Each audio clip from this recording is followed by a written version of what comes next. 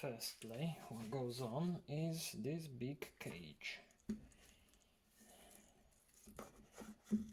with the clutch plates.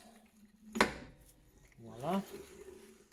That means the clutch plates, the clutch hole, clutch pack and everything is there. That's together. And when it drops all the way so that you barely got any space here, that means it's attached and it's there with the pump. Now what you need to do, get yourself a screwdriver or something and align all these clutch plates so that they are sort of facing the same way, nice and smooth. The reason for that is first that. Oh, I forgot. Again, there is a torque spec, and also there is a special tool. In my case, my tool is a hammer and a screwdriver. That's tight. Now, like this on. Make sure that goes all the way down so that it covers all the clutch plates. Nice and level, which it is. Next, outer cage.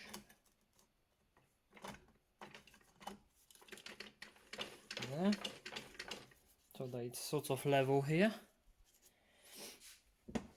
And now our repaired flywheel, new springs, new washers, new everything.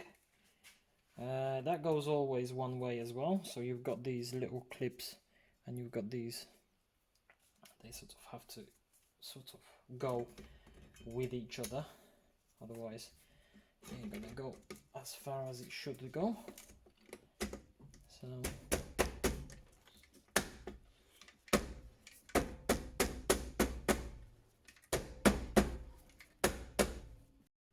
yeah, so we finally went in.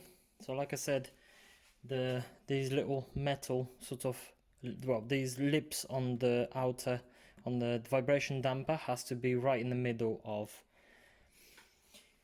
the top part of the cage. So now spin the whole thing at least vertically, because it's easier for me at least that way, and just start pushing the clip on the right. So the clip is on. Remember, it has to start at this little sort of notch and it has to finish, it has to go all the way underneath these little sort of clips. The final part of this is the outer cover, basically oil cover of some sort.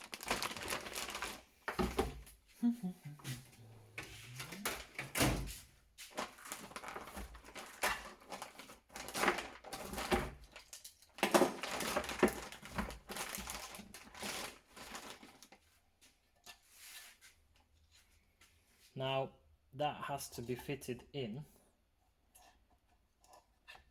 without any damage to the O-ring around, because if you damage the O-ring it's game over. So I think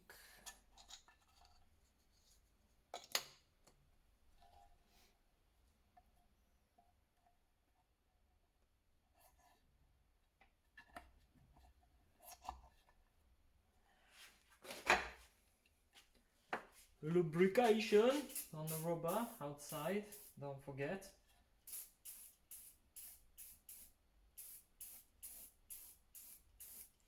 WD, never bad. Now fit this is important because it expands this O-ring around equally to allow you to fit the actual rubber cage properly.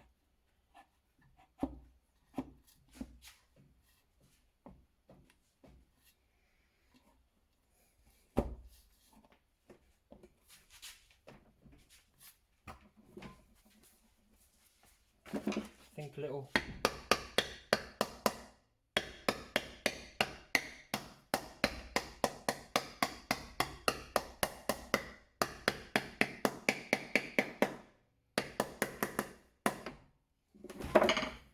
bit of a persuasion, and we're on. We are cooking on gas. Get this out the way.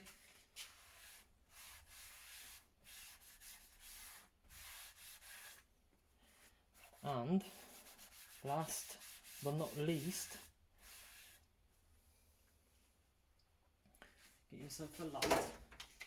Make sure that the O-ring that is all round needs to be all in.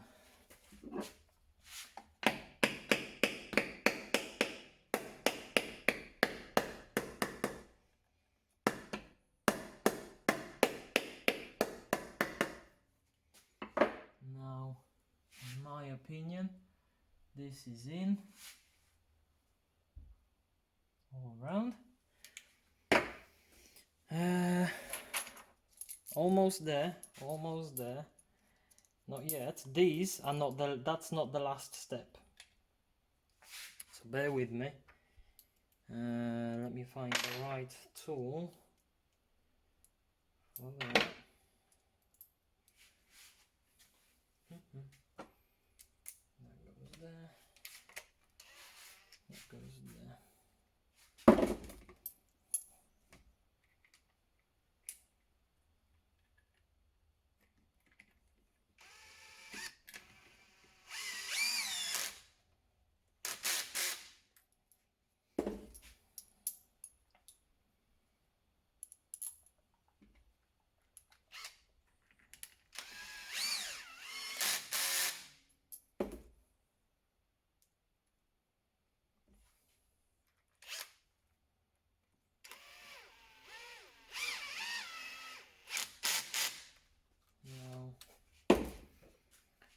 Little ratchet and torque it down, tiny up that so that it's tight.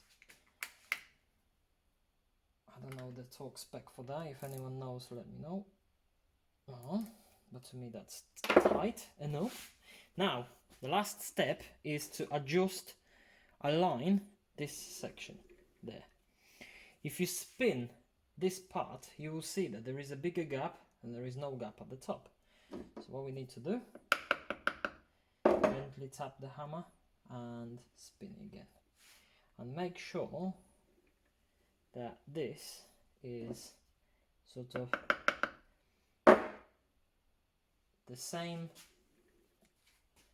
distance all around. So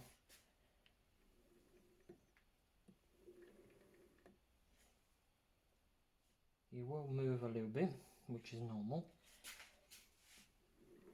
But obviously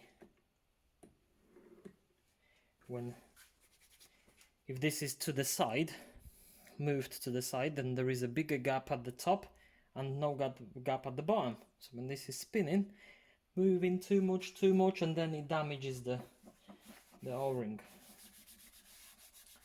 So in my opinion, the gearbox is completed. Now if I'll find time, I'll fit the gearbox tomorrow and hopefully carry on with the rest of the things. So thank you for watching. Hopefully it was some sort of valuable information.